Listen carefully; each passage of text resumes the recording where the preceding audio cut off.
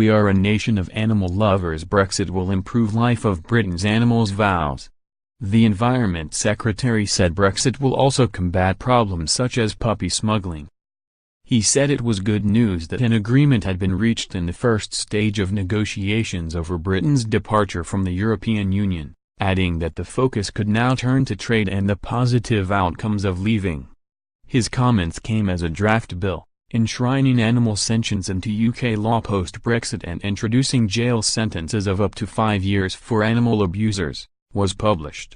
The plans are part of government efforts to ensure that Brexit works not just for citizens but for the animals we love and cherish too, Mr. Gove said.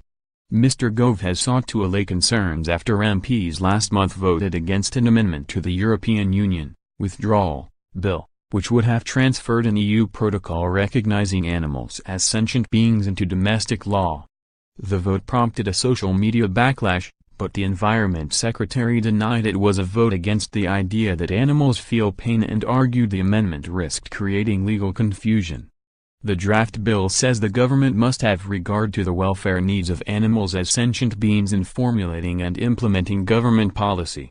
It also increases the maximum prison sentence for animal cruelty from 6 months to 5 years in England and Wales.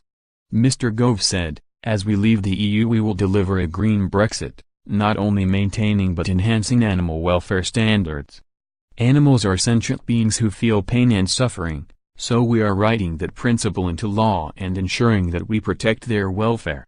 Our plans will also increase sentences for those who commit the most heinous acts of animal cruelty to 5 years in jail. We are a nation of animal lovers, so we will make Brexit work not just for citizens but for the animals we love and cherish too." Speaking during a visit to Battersea Dogs and Cats Home in London on Monday, he told the Press Association, "I think it's good news that we've got an agreement to move to the next stage of the Brexit negotiations, where we can talk about trade and talk about some of the changes that will work in Britain's interest. I'm glad that we're now at this stage because actually Britain outside the European Union can have higher standards on the environment and indeed on animal welfare.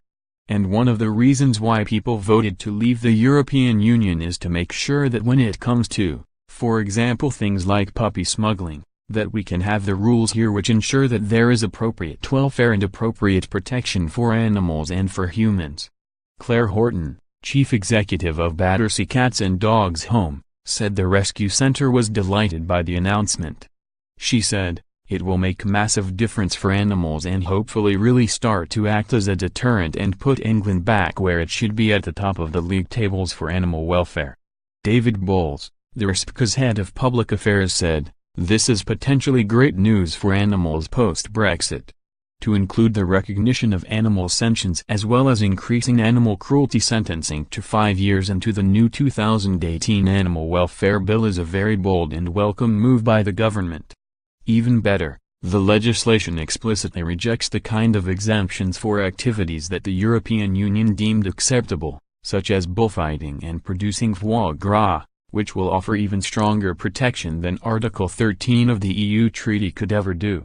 We warmly welcome measures to evaluate government policy against animal sentience and we await further detail,"